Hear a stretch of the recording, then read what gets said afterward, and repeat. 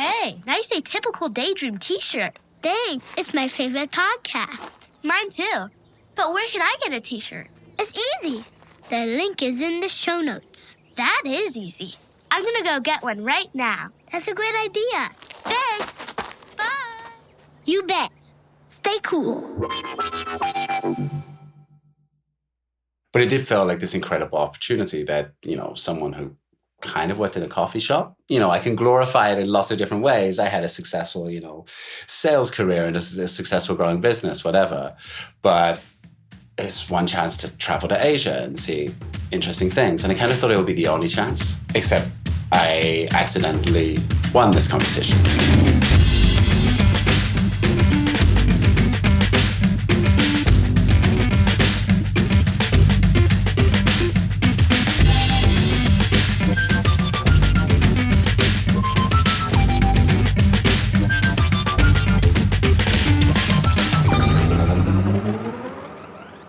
Hello, my Atypical Daydreamers. Welcome to the show. Today, I have two stories that truly capture the magic of surprises that come with traveling in far-flung places. My first story comes from Dale Harris, the 2017 World Barista Champion. Winning a world competition is one thing. Riding the wave that follows is another. Dale takes us behind the scenes of his multi-year journey as a coffee-famous champion on the go.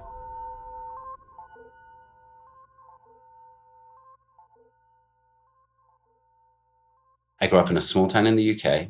It was a nice little place, but I wanted to escape it. It was like a little village with a family firm, and everyone ends up working there. My granddad worked there, and my dad worked there, and my twin brother ended up working there for 20 years.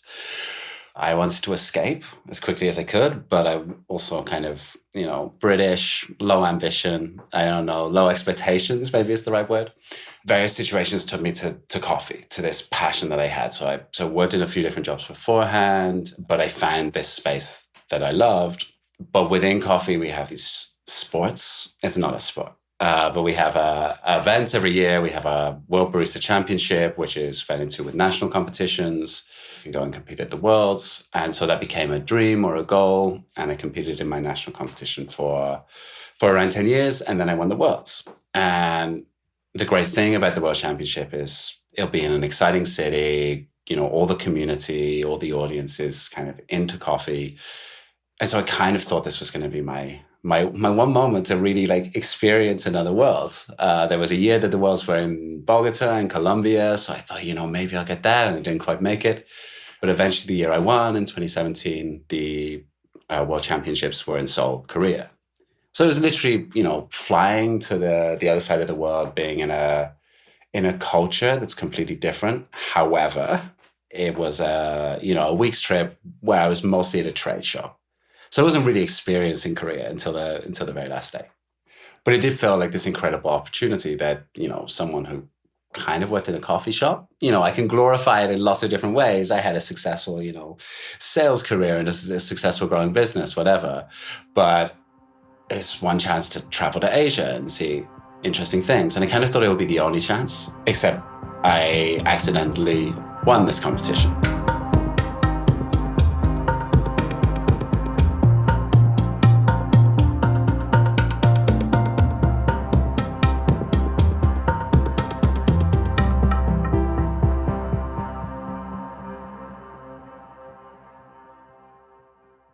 It's a strange thing because you're not really a celebrity, you're not really famous, but within the coffee industry you are for a short time.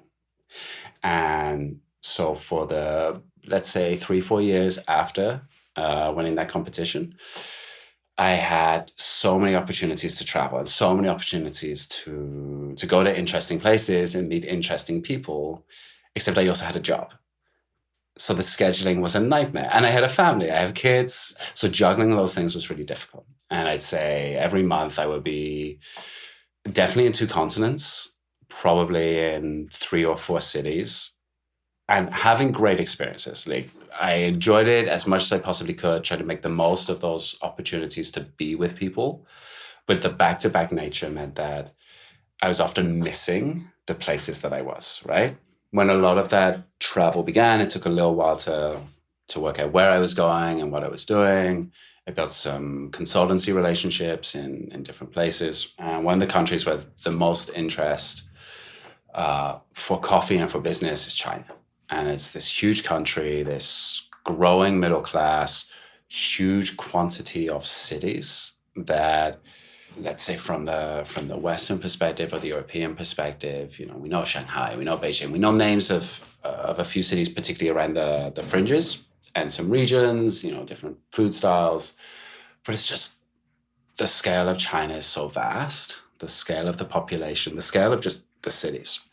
One of the great fun things about a market like China is that coffee hasn't really existed before as something that people drink. It's a new generation, a new place to be outside, and a lot of the rules or the ways of doing things that we've picked up through 150 years of kind of cafe culture in the West, in the US, in Australia, they get to choose which of those rules they choose and which of those ones they don't, and how to define it to customers. So it's a really fun environment to be working in.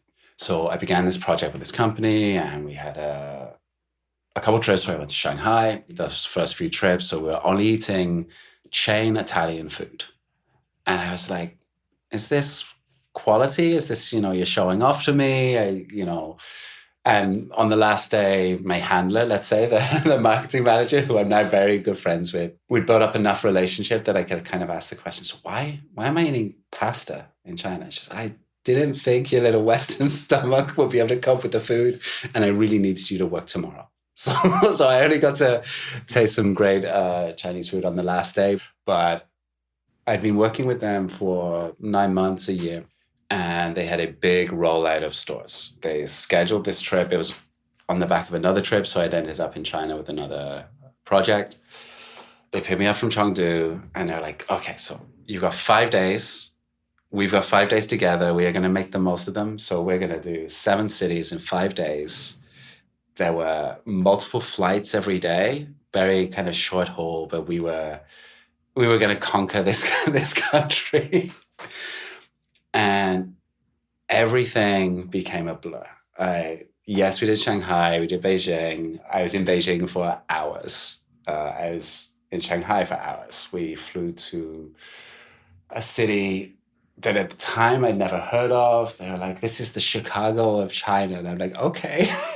I was like, how many people live here? 27 million. I was like, that's a country. That's a country. That was Wuhan, globally famous for other reasons. It was a fun trip. I spent lots of time with small teams, and, when you're on that kind of schedule, you bond pretty fast, and you're like, we're doing this, we're making friends. By the end of the trip, you are like, within 10 minutes of meeting people, you're making friends for life, and then you're gone from their lives forever 3 hours later. I have this lasting memory, and I don't know where I was. I remember it being, we were on our way to a tech city. So I think it was the home of Alibaba. On our way there, which was on a high-speed train, we stopped for our lunch in a traditional tea house by a lake. And I could not tell you where this is. If you gave me a map of China, I couldn't even tell you which direction to go. But in the middle of the countryside, it's a beautiful gray day, and we're looking out across a lake, which, like from Chicago, you're looking across and there's no end to it. And it's beautiful watercolor grays and blues, birds flying, old ladies kind of resting there. And this is a traditional place for dim sum. And we have the most beautiful, tranquil 1 hour of tea and rest.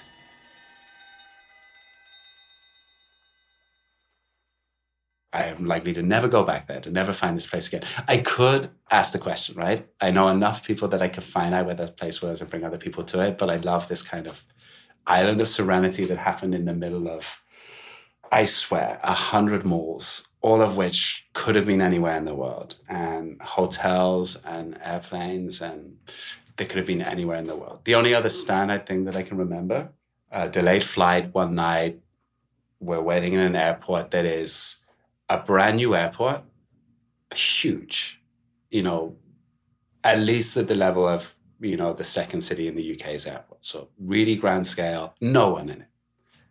Loads of beautiful restaurants, no staff.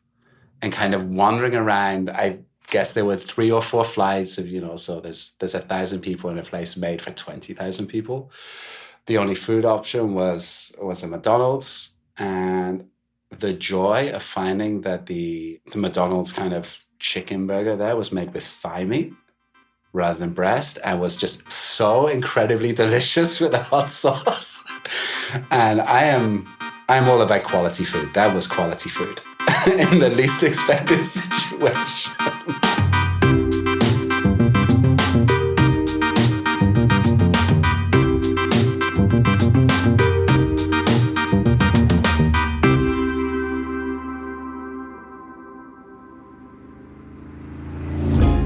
Hey, it's Josh. Hope you're enjoying the podcast. And if so, are you wanting more road stories? Well, good news. I've got you covered. Consider becoming a patron. You'll have access to loads of great bonus stories that there just wasn't time for. And you'll be supporting a truly independent podcast. Find the link in the show notes. And thanks. Now back to the show.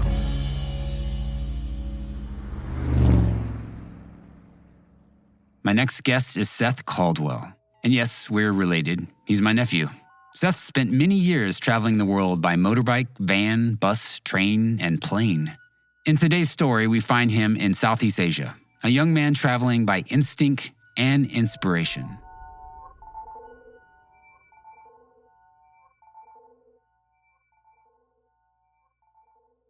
By the end of the night, we'd always end up kind of close to the bay where there's this vendor there who sold some, it's like ice cream mixed with jellies.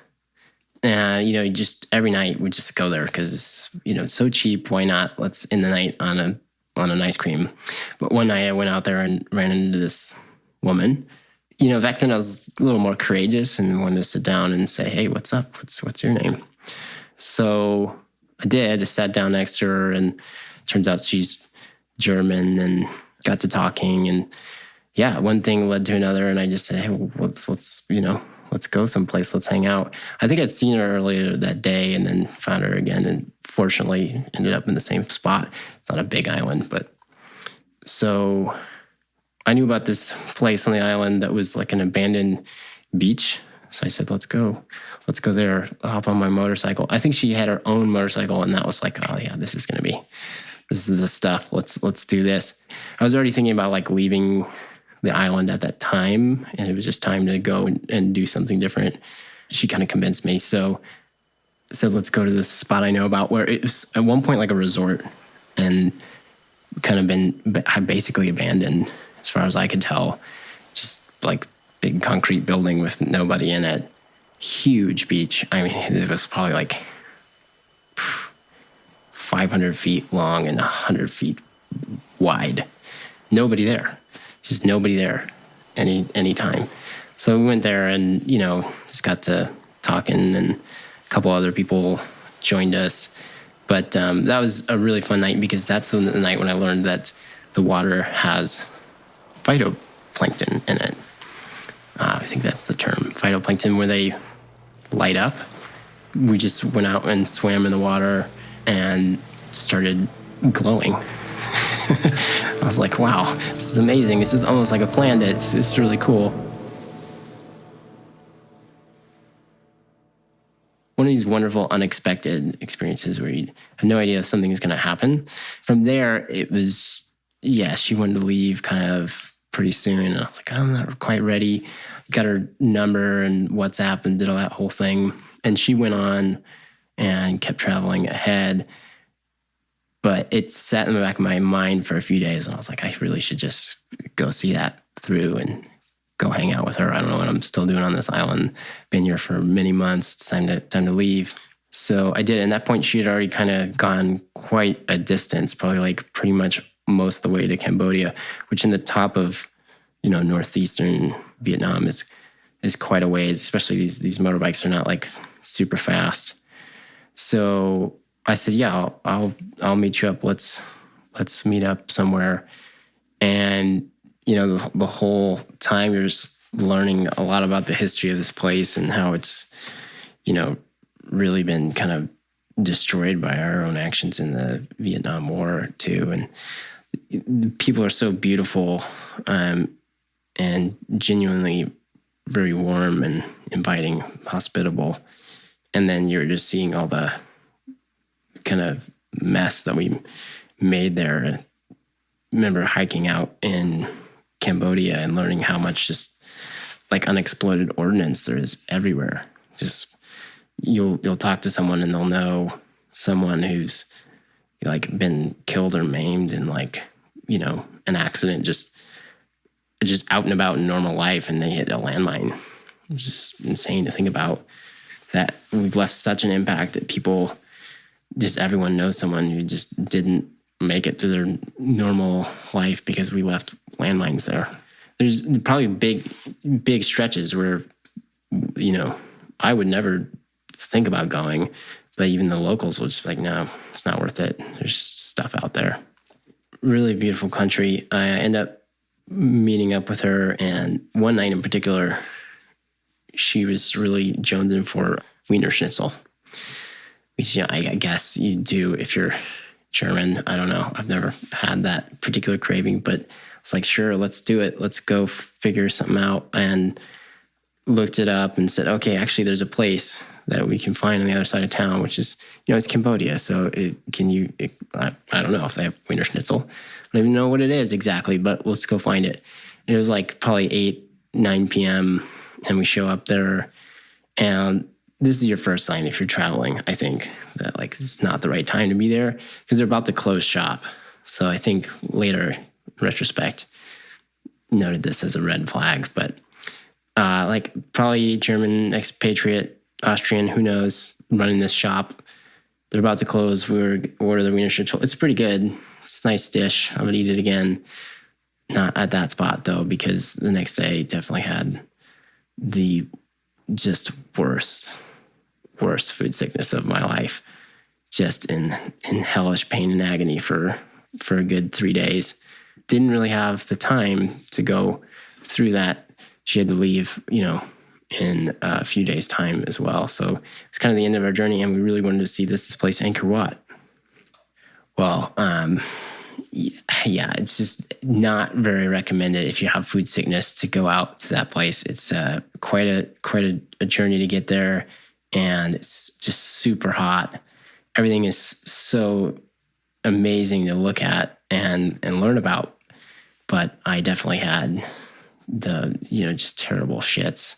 So I think like multiple occasions I just had to like stop, find the closest thing I could to a bathroom and try to keep going. And yeah, I just thought it was really interesting how I'd traveled so much and eaten some crazy things.